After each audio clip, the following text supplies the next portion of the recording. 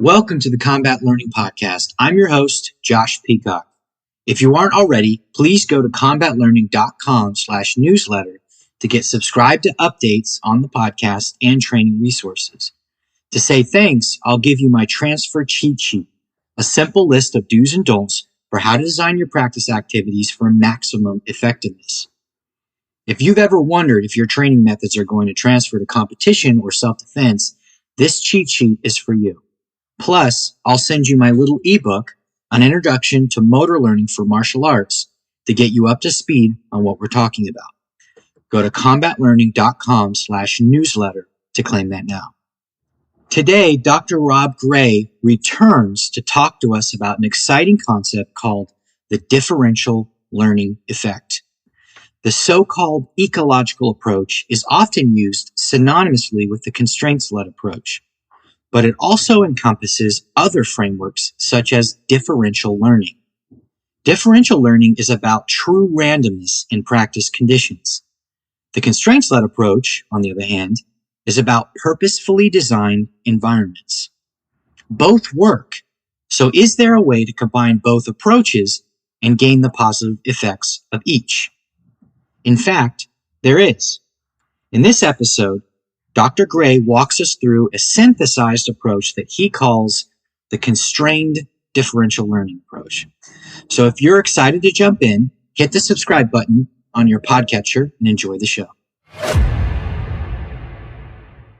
All right. Welcome back to the podcast, Dr. Rob Gray. If you could, go ahead and give a quick reintro of yourself and kind of talk about your main research areas, because even though I think most of my listeners know who you are, there's probably a lot of new listeners now who've never heard of you yet. So I'm a professor at Arizona State. My main research area for a long time has been skill acquisition. So how we learn new skills, also how we kind of deal with when things go bad, like performing under pressure, how we recover from injury. I do a lot of consulting now for a variety of different sports, a lot of baseball, golf, tennis, some soccer. Yeah, a little bit of martial arts as well too. So awesome. Yeah, that's my main topic. Sweet. Cool. So what I brought you on today, I think you're best known really for the constraints-led approach through your podcast, Perception Action Podcast, which is, I can't recommend it enough. I recommend it to everybody who will listen to it. But another thing that you've explored quite a bit that's really interesting is differential learning. So I'd like to ask you about what is differential learning and how does it differ from the constraints-led approach? Yeah, so differential learning and constraints-led approach, I both put under the kind of the same umbrella of what I've called the ecological approach. So both of them have similar principles in that they're the idea there's not one correct solution or technique. They're both getting to you, supporting self-organization, letting you find the solution. They just do it in kind of different ways. The constraints-led approach, what we're going to do is add something to the practice to kind of take away what you're doing now and push you towards something else. So, add either an object or a rule or change the size of the area. So we're kind of getting you to explore, but a bit more focused. Whereas differential learning is an idea developed by a person named Wolfgang Schulhorn.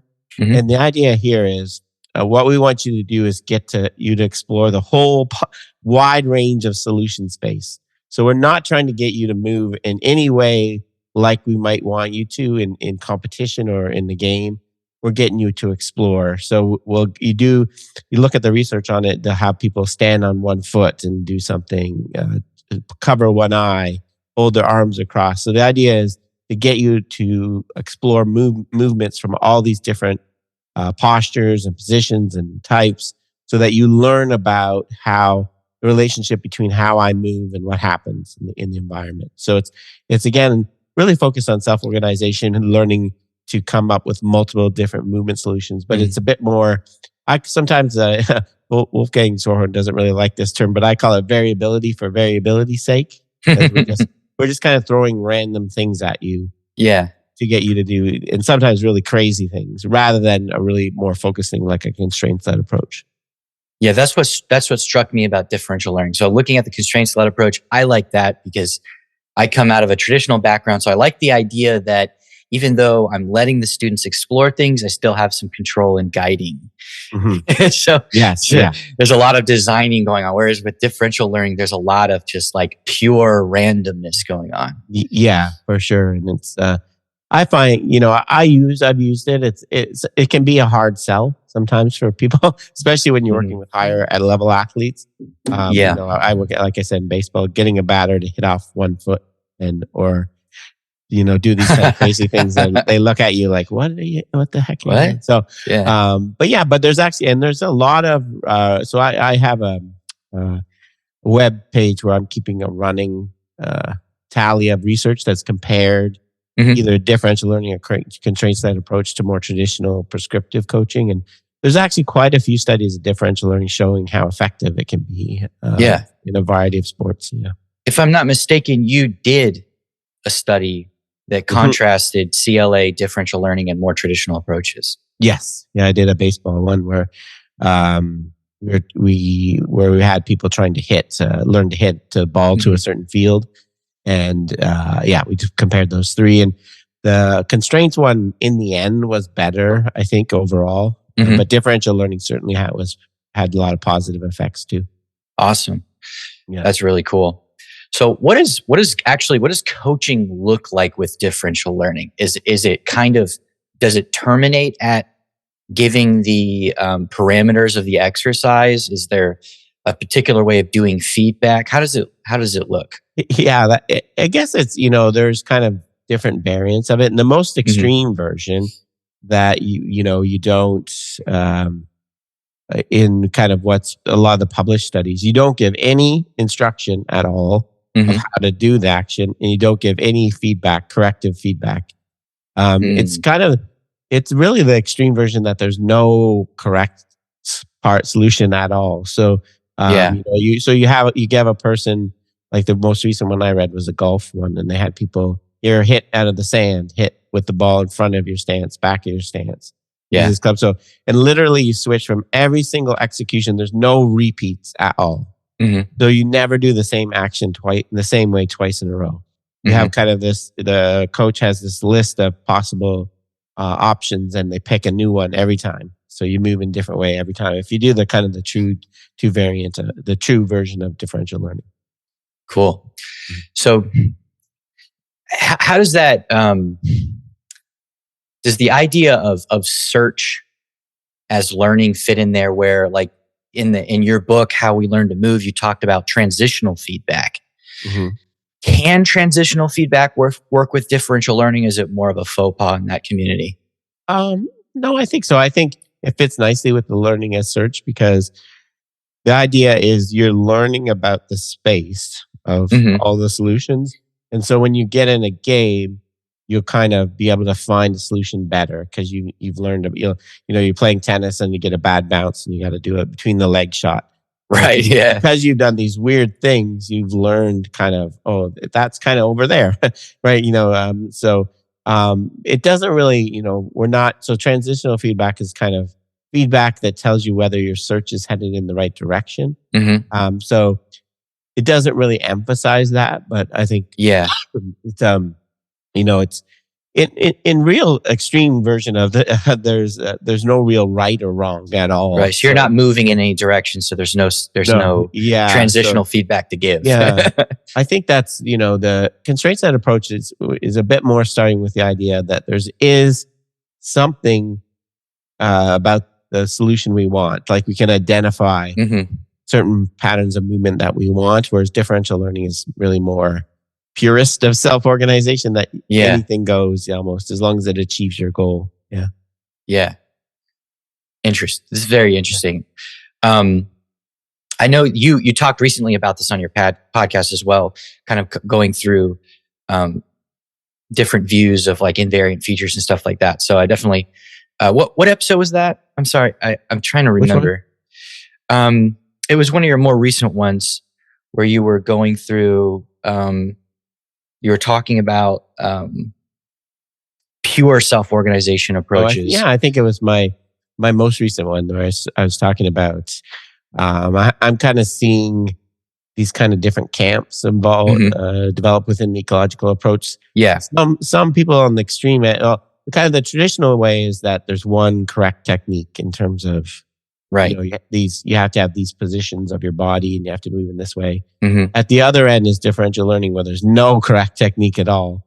And in the middle is kind of, I think where I am and people like Franz Bosch is that there's no one correct way technique to do it, but there are kind of principles of the correct, right? There's certain ways you have to do it if you really want to be good. So we can identify some conditions of a good solution, and we can kind of push you that way. But so it's kind of a different view depending on how extreme you are.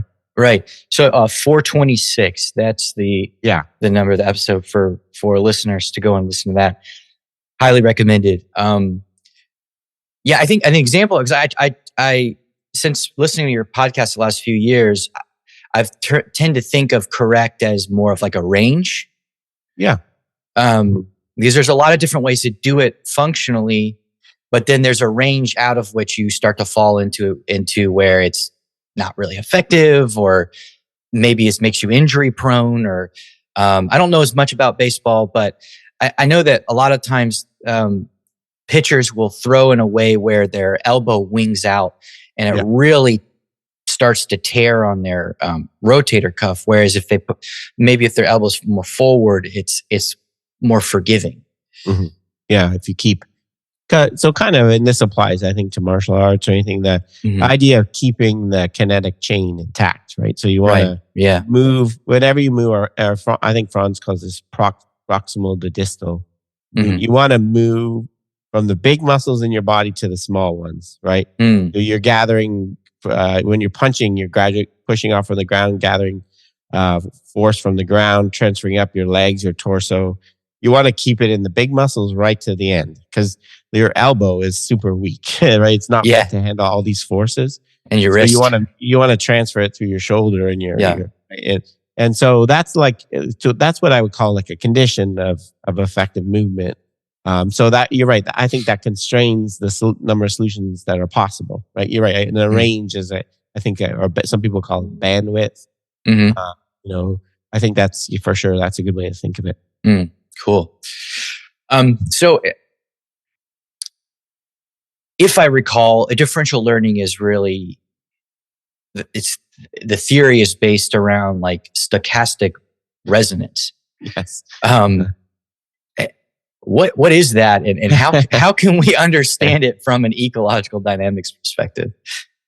Yeah, it's a tricky one. The idea is that resonance is I don't know how many people have seen this or tried this, is with certain objects, right? If you play a sound, if you play the right frequency of sound, my objects start to vibrate, right? They'll start, because essentially they resonate with the sound, right? They pull something out of it.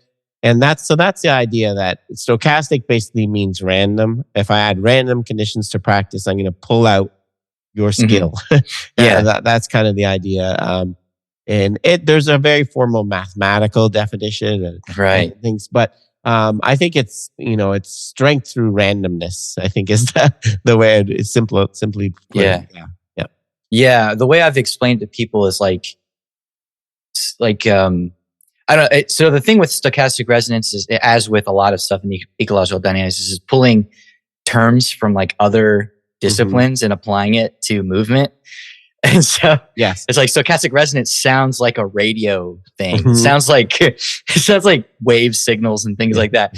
And the way I've understood it is like, if you like inject like almost like white noise into a system, certain other signals become, you can pick them up better.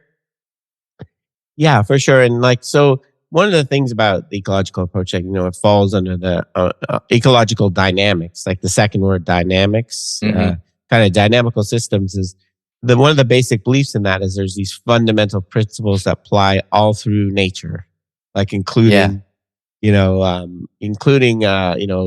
how we move, and the skill applies the same thing to biology and physiology, and that's a good example of that, right? It's kind of this dynamics principle that is being extended in the human movement. Yeah. So how does stochastic resonance differ from something like the contextual interference effect? Yeah, so the difference is that's a great question. So contextual interference effect is very much more like an information processing kind of idea. It's the same. It's trying to explain this almost the same thing, how the benefits of variability in practice. Contextual interference is the idea that, okay, I'm learning to putt in golf. To do that, I'm building a motor program, and I'm thinking about what I do. If you suddenly switch me to doing a chip shot in golf, that's going to interfere with me developing the program for the putting because they're different movements. So it's kind of explaining the blocked versus random practice. So switching to another skill causes the interference with what you're building, the program you're developing. And through this interference, although it causes initially poor performance, in the long term, it makes the program stronger. So it's but it is very kind of a information motor programming kind of idea. Whereas stochastic resonance is a dynamical. there's no internal model or program. It's just pulling it out. And I guess I'm sorry to interrupt you, but I guess from an ecological dynamics perspective, that what's actually happening there is you're learning to find specifying pieces of information to focus on, even in really weird situations, I guess. So you're finding what's instead of finding like pieces of information that are only good across a couple contexts, or a couple of movement solutions or movement problems, you're looking at information that can give you important information across as many as it can possibly apply to. Yeah, for sure. And you're also, the idea. So one of the terms we talk about in ecological approach is hard versus soft assembly, right? So in the traditional approach, the skill is hard assembly. It's something you build and you store in your brain and you just pull it out. Yeah. Right? It's a motor program. Versus in the ecological approach is the idea every time you have to rebuild it. You're putting together the parts in every new situation. So differential learning is really getting you to softly assemble your degrees of freedom, your body parts, in all these different conditions. So you're learning how to kind of do this build. I like to use the analogy of Legos, right? You're given a box of Legos and with weird different shapes and say, build a tower. Okay, now build another one with these different bricks, right? Which is kind of what we think is what's happening with movement. Rather than you have a stored program in your head, you have to build essentially the program every time. Based on constraints. Yeah. That's interesting. I understand that principle. I believe the principle, but for me, and this doesn't really matter for putting together practice designs or in analyzing practice at a certain scale of analysis, but I do want to understand better how learning,